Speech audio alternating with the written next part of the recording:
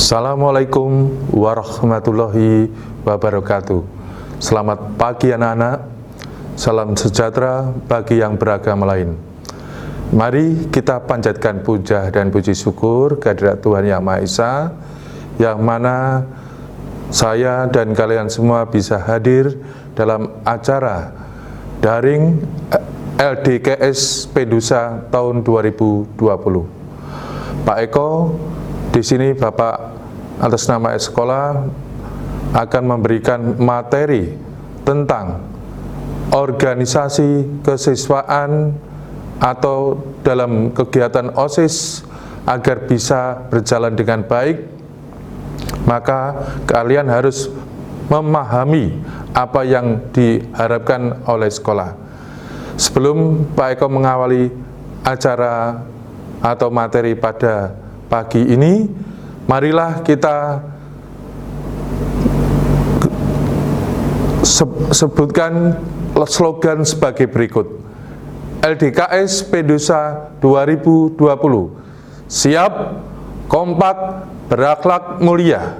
SMP Negeri 21 Surabaya, Sekolah Rahmah Anak, bersih narkoba, satu siswa, satu kehabisan. Demikian slogan untuk SMP Negeri 21 LDKS Pendusa tahun 2020-2021. Marilah kita simak materi organisasi kesiswaan berikut ini. Yang pertama, anak-anak, apakah yang dimaksud dengan pengertian organisasi? Organisasi berasal dari kata organon, dalam bahasa Yunani berarti alat.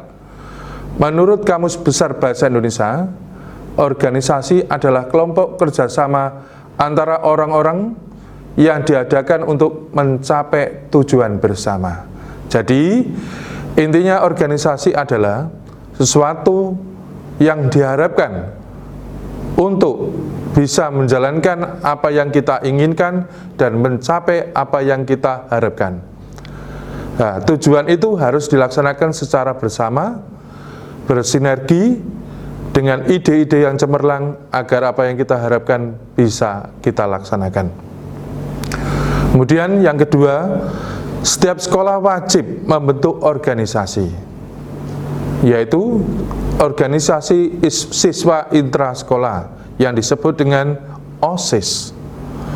OSIS menjadi jantung kegiatan sekolah, di mana potensi anak-anak atau teman-teman kalian yang kalian organisasi dengan sebaik-baiknya, baik di bidang ekstrakurikuler, keinginan cita-cita yang lain, keterampilan yang diharapkan bisa membangun suatu keinginan yang mereka harapkan bisa tercapai sesuai dengan cita-cita yang diharapkan.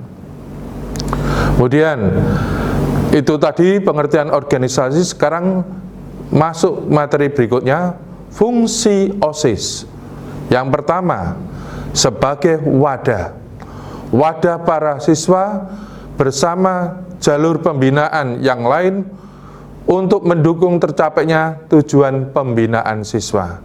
Jadi, OSIS itu sebagai wadah dari pembinaan siswa agar apa yang diinginkan siswa-siswa itu bisa terarah menuju apa yang bisa diharapkan menjadi suatu keterampilan ataupun ilmu yang sesuai dengan apa yang mereka inginkan. Yang kedua, sebagai OSIS sebagai motivator, perangsang yang menyebabkan lahirnya keinginan dan semangat dari berorganisasi ini. Apa yang mereka harapkan, yang mereka cita-citakan bisa tersalurkan dan diharapkan bisa menjadi suatu keterampilan ataupun nanti menjadi suatu yang diharapkan oleh mereka, yaitu sebuah karir ke jenjang-jenjang selanjutnya. Yang ketiga, sebagai preventif. Secara preventif, OSIS ikut mengamankan sekolah dari segala ancaman dari dalam maupun luar sekolah, baik itu ancaman narkoba, ancaman hal-hal yang negatif yang berhubungan dengan kenakalan remaja. Berikutnya, perangkat OSIS. 1. Pembina OSIS terdiri dari kepala sekolah, wakasek kesiswaan, urusan kesiswaan, kemudian bapak dan ibu guru. Ini yang dinamakan dengan pembina OSIS. Yang berikutnya, perwakilan kelas. Perwakilan kelas terdiri dari pengurus inti, 2 orang dari perwakilan kelas yang mewakili harapan seluruh kelas. Yang ketiga, pengurus OSIS. Pengurus OSIS terdiri dari ketua, wakil ketua, sekretaris, bendahara, ketua seksi, dan anggota. Itulah tadi perangkat OSIS. Saya ulangi lagi. Yang pertama adalah pembina OSIS yang terdiri dari kepala sekolah, wakasek kesiswaan, urusan kesiswaan, bapak dan ibu guru. Yang kedua, perwakilan kelas yang terdiri dari pengurus inti dan 2 orang perwakilan kelas yang mewakili seluruh kelasnya. Kemudian yang ketiga, pengurus OSIS yang terdiri dari yang pertama, ketua, wakil ketua, sekretaris, bendahara, ketua seksi, dan anggota. Itulah tadi tentang perangkat OSIS. Kemudian, struktur dan rincian tugas pengurus OSIS. Yang pertama, pembina OSIS. Pembina OSIS bertanggung jawab atas seluruh pengelolaan, pembinaan, dan pengembangan OSIS di sekolah. Jadi, pembina OSIS bertanggung jawab atas seluruh kegiatan dan pembinaan yang diselenggarakan oleh OSIS itu sendiri berikut pengembangannya.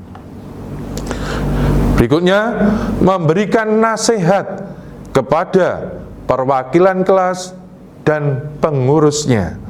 Memberikan nasihat sekiranya ada hal-hal yang bersifat negatif, yang tidak baik untuk kelanjutan kegiatan OSIS, maka harus diberikan wanti-wanti atau diberikan rambu-rambu agar OSIS bisa berjalan sesuai dengan rel yang kita inginkan.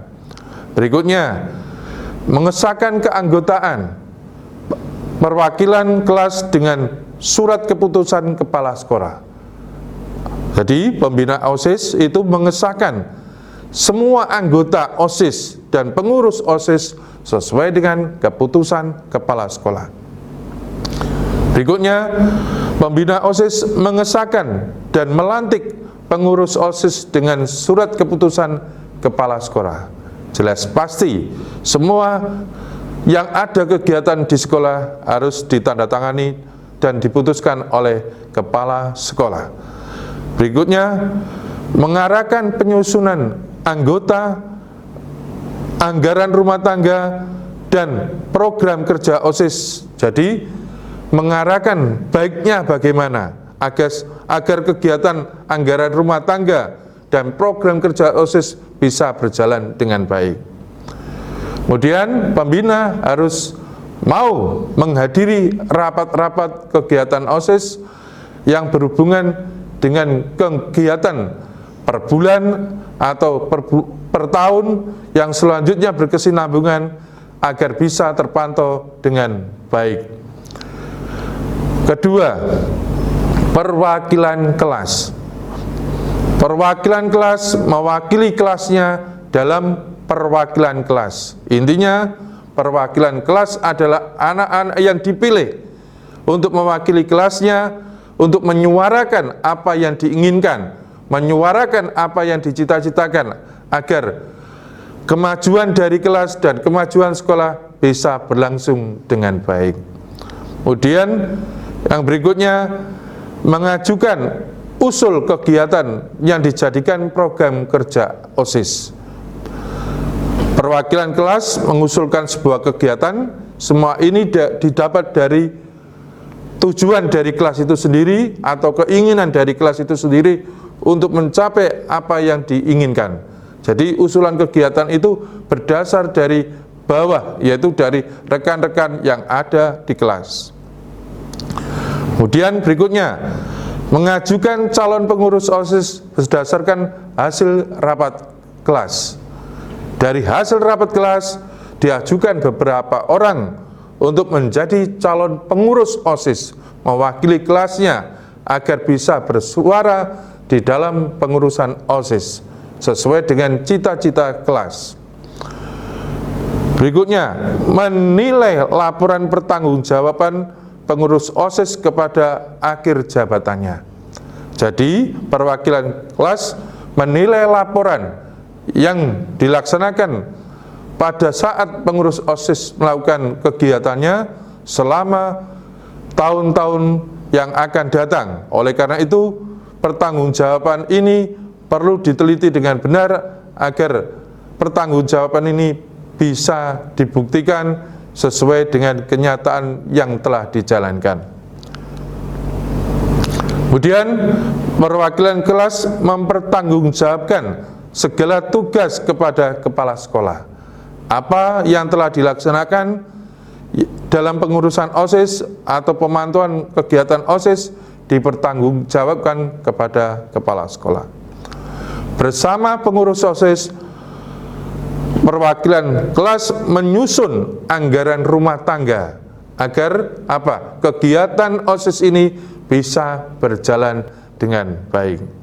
Itu tadi struktur dan rincian tugas pengurus OSIS. Berikutnya, pengurus OSIS, tupoksinya atau fungsinya. Yang pertama, terdiri dari satu, ketua OSIS. Fungsinya adalah A. Memimpin organisasi dengan baik dan bijaksana. Artinya tidak boleh otoriter, harus mendengarkan aspirasi dari bawah, terutama dari unsur-unsur kelas dan perwakilan kelas. B. Mengkoordinasikan semua aparat kepengurusan. Semua pengurus OSIS harus dalam kendali ketua OSIS agar tidak melenceng dari rel yang akan dilaksanakan. Berikutnya, pengurus OSIS menetapkan kebijaksanaan yang telah dipersiapkan dan direncanakan. Jadi, ketua OSIS ini menetapkan kebijaksanaan ataupun tujuan yang sudah dirancang terlebih dahulu sesuai dengan aspirasi dari bawah. Kemudian, ketua OSIS ini harus bisa memimpin rapat dengan bijaksana, dengan ide-ide kreatif. Semoga kegiatan-kegiatan OSIS ke depan dengan pemimpin yang bijaksana dan baik akan menjadi pengurus OSIS yang lebih andal. Kemudian yang berikutnya, E. Menetapkan dan mengambil keputusan berdasarkan musyawarah dan mufakat. Sebelum melaksanakan kegiatan apapun harus diputuskan dengan musyawarah dan mufakat agar kegiatan berjalan dengan baik, tidak ada protes dari bawah, agar apa yang dicita-citakan bisa berjalan sesuai dengan ADART apa yang diinginkan. Berikutnya, setiap saat mengevaluasi kegiatan aparat kepengurusan. Jadi semua kegiatan harus bisa dievaluasi. Mana yang baik, mana yang tidak baik. Mana yang baik itu harus tiap tahun dijalankan. Yang tidak baik wajib untuk ditinggalkan. Sekarang fungsi dari wakil ketua. Yang pertama, bersama-sama ketua menetapkan kebijaksanaan. Jadi intinya wakil ketua membantu ketua untuk bersama-sama menetapkan kebijaksanaan yang telah diinginkan dari rapat koordinasi bersama. Berikutnya, yang kedua, memberikan saran kepada ketua, mana hal yang baik, mana hal yang tidak baik. Yang ketiga, menggantikan ketua jika berhalangan hadir dalam kegiatan apapun, wakil ketua harus siap menjalankan. Berikutnya, yang keempat, membantu ketua dalam melaksanakan tugas. Membantu ketua dalam melaksanakan tugas kemanapun harus diiringi seia sekata sejalan agar proses kegiatan OSIS bisa berjalan dengan baik. Berikutnya, bertanggung jawab kepada ketua. Segala apa yang diwakilkan oleh wakil ketua dipertanggungjawabkan nantinya di akhir tahun agar apa yang menjadi tupoksinya bisa berjalan dengan baik. Berikutnya, wakil ketua bersama wakil sekretaris mengkoordinasikan seksi-seksi. Wakil ketua harus bisa berkoordinasi dengan baik dengan seksi-seksi lainnya. Berikutnya, pengurus OSIS. Fungsi dari sekretaris. Yang pertama, memberi saran atau masukan kepada ketua dalam mengambil keputusan. Sekretaris harus bisa memberi saran kepada ketua dan mengevaluasi atau dalam mengambil suatu keputusan agar tidak melenceng dari apa yang kita inginkan. Berikutnya, mendampingi ketua dalam memimpin rapat. Harus selalu bisa mendampingi kemana saja kegiatan rapat, baik itu di dalam sekolah maupun di luar sekolah. Menyiarkan, mendistribusikan, dan menyimpan surat serta arsip yang berhubungan dengan pelaksanaan kegiatan. Berikutnya, menyiapkan surat laporan, hasil rapat, dan evaluasi segala kegiatan. Jadi, setiap kegiatan rapat harus ada notulen, harus ada surat laporan, harus ada hasil dan evaluasi yang harus dilaksanakan oleh sekretaris untuk digunakan sebagai arsip dari kepengurusan OSIS. Berikutnya, bersama ketua menandatangani surat yang sudah disetujui secara bersama-sama. Berikutnya, bertanggung jawab atas tata tertib administrasi. Ini yang paling utama. Sekretaris nantinya harus siap membuat laporan pertanggungjawaban administrasi kepada ketua. Kemudian untuk berikutnya, fungsi bendahara. Bagaimanakah fungsi bendahara? Yang pertama, bertanggung jawab dan mengetahui segala pemasukan uang atau biaya yang diperlukan untuk semua kegiatan. Yang kedua, membuat tanda bukti kwitansi setiap pemasukan atau pengeluaran uang untuk dipertanggungjawabkan kepada ketua. Jadi semua kegiatan perlu ada kwitansi.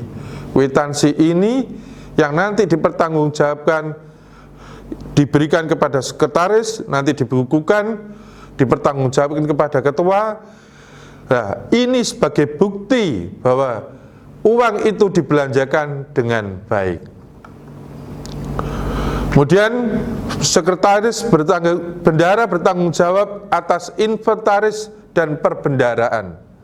Semua inventaris yang ada di pengurus OSIS harus ada pembukuannya, ada buktinya, ada kwitansinya. Semua itu harus dipertanggungjawabkan kepada ketua. Berikutnya yang utama adalah mempunyai laporan keuangan secara berkala. Pengeluaran, pemasukan, semua harus dilaporkan dengan sebaik-baiknya, dengan ada bukti kwitansi dan pembukuan yang terinci dan baik, akan menjadikan kredibilitas seorang bendahara yang mumpuni. Berikutnya, pengurus OSIS yang berhubungan dengan ketua seksi, fungsinya bertanggung jawab atas seluruh kegiatan seksi yang menjadi sebuah tanggung jawabnya. Kegiatan seksi-seksi ini harus dipertanggungjawabkan nantinya kepada ketua. Yang kedua, melaksanakan kegiatan seksi yang telah diprogramkan. Setiap seksi mempunyai program dan harus bisa dijalankan. Yang ketiga, memimpin rapat seksi. Ketua seksi harus siap memimpin rapat seksi dari beberapa anggota seksi untuk mencapai suatu kesepakatan bersama. Yang berikutnya, menetapkan kebijaksanaan seksi dan mengambil keputusan berdasarkan musyawarah dan mufakat. Semua musyawarah dan mufakat dalam rapat harus bisa dilaksanakan dengan baik agar apa yang diharapkan tidak ada atau tidak mendapat protes dari anggota. Berikutnya, ketua seksi menyampaikan laporan pertanggungjawaban pelaksanaan kegiatan seksi kepada ketua melalui koordinator. Jadi, ketua seksi menyampaikan laporan pelaksanaan setiap kegiatan seksi kepada ketua, pengurus OSIS atau koordinator OSIS. Berikutnya, anggota seksi. Anggota seksi, anak-anak, setiap seksi mempunyai tujuan sendiri-sendiri. Semua seksi harus bisa menyampaikan visi dan misinya atau keinginannya agar semua seksi bisa berjalan baik dan nanti bisa dipertanggungjawabkan kepada ketua OSIS. Demikian penyampaian dari Pak Eko tentang materi pengurusan OSIS pada tahun ajaran 2020-2021. Semoga apa yang kalian cita-citakan bisa diharapkan ke depannya menjadi lebih baik. Akhir kata, wabillahi taufik walhidayah, wa ridha walinayah, wassalamualaikum warahmatullahi wabarakatuh.